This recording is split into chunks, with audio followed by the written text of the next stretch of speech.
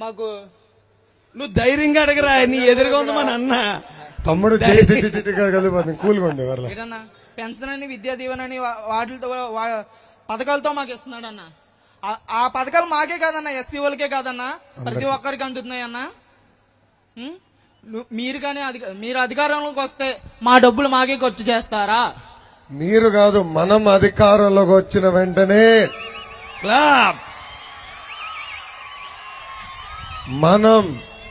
మనం అధికారంలోకి వచ్చిన వెంటనే ఏదో పెన్షన్ లెక్కలు రాసుకుంటాం కాదు, ఫీ రీయింబర్స్మెంట్ లెక్కలు రాసుకుంటాం కాదు. సప్లాన్ అనేది దళితుల్ని పేదరికం నుంచి బయటికి తీసుకొచ్చే ఖర్చు పెట్టి నిధులు, దళిత గ్రామాలు దళిత ప్రాంతాలని అభివృద్ధి చేసేదానికి ఖర్చు పెట్టే నిధులు. దానికి చట్టబద్ధత ఉంది, కానీ ఈ ప్రభుత్వం దాన్ని ఉల్లంఘించింది. మన ప్రభుత్వం అధికారులకు వచ్చిన వెంటనే ఎస్సీ సప్లాన్ తప్పనిసరిగా మన అభివృద్ధి కోసం, మనం పేదరికం నుంచి బయటికి శాశ్వతంగా వచ్చేదాని కోసమే మన ప్రభుత్వం ఖర్చు పెడుతుంది. చాలా థ్యాంక్స్ అన్న. నేను రావడానికి కారణం ప్రతి ఒక్కరు ఇక్కడ రావడానికి అవదా, కానీ మాలాంటి వాళ్ళు మీ పక్కన చేర్చుకుంటారని మా వాళ్ళు ఎవరో టీడీపీ నంబర్ కాబట్టి నేను మీ దగ్గరకు వచ్చానన్న. ఒక క్లాప్స్.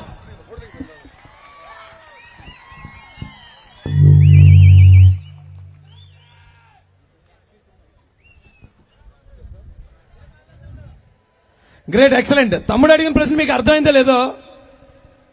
ఇప్పుడు ఏ గవర్నమెంట్ అయినా ఎస్సీలకి, ఎస్సీ ఎస్టీ బీసీలకి కొంచెం ఎక్కువ ఖర్చు పెడుతుంది బడ్జెట్లో. కానీ జగన్మోహన్ రెడ్డి వచ్చాక అందరికీ సమానంగా పంచి పెడుతున్నాను అన్నాడు. అయితే తమ్ముడు అడిగింది ఏంటంటే, రాజ్యాంగం ప్రకారం బలహీనమైన మాకు కొంచెం ఎక్కువ ఖర్చు పెట్టాలని ఉంది కదా, జగన్ వచ్చాక అందరితో సమానంగా మీరు అంటున్నాడు. కాబట్టి మన ప్రభుత్వం వస్తే, తెలుగుదేశం ప్రభుత్వం వస్తే ఖచ్చితంగా మాకు ఇవ్వాల్సిన, రాజ్యాంగబద్ధంగా మాకు రావాల్సిన ఎక్స్ట్రా, ఇప్పుడు ఒక ఇంట్లో ఒక ఆరోగ్యవంతుడు ఒక అనారోగ్యంతో ఉన్నవాడు ఉన్నాడు అనుకోండి, అనారోగ్యంతో ఉన్నవాడికి మనం బ్రెడ్ కొనిస్తాం, పాలు తీసుకొచ్చిస్తాం, ఆడికి ఇంకా ఏమైనా కావాలంటే కొంచెం మాంసం కూర దగ్గరగా వండి పెడతాం, అవునా కదా.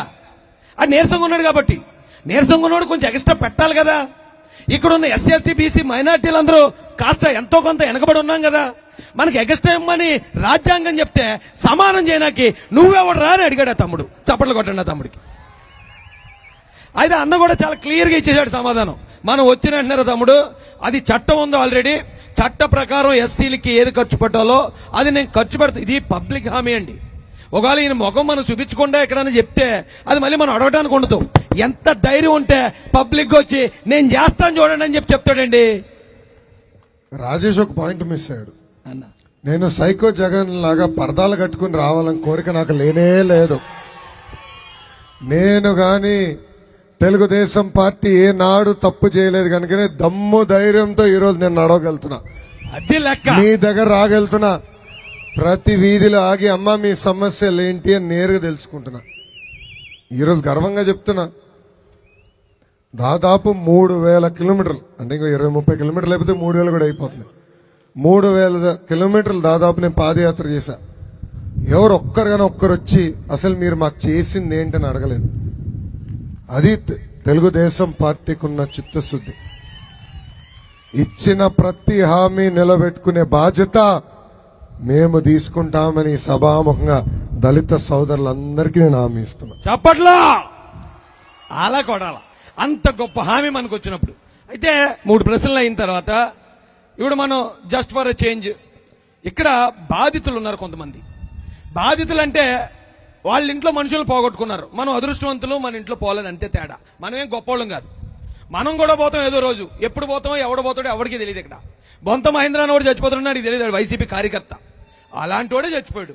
కాబట్టి అలాంటి బాధితులు వాళ్ళ కష్టాన్ని డైరెక్ట్ గా లోకేష్ అన్నకు చెప్పడానికి ఇక్కడ కొద్దిమంది బాధితులు మన అక్క చెల్లెలు, మన అన్నదమ్ములే ఉన్నారు. అందులో ఒకరిని దయచేసి పైకి ప్రవేశపెట్టండి.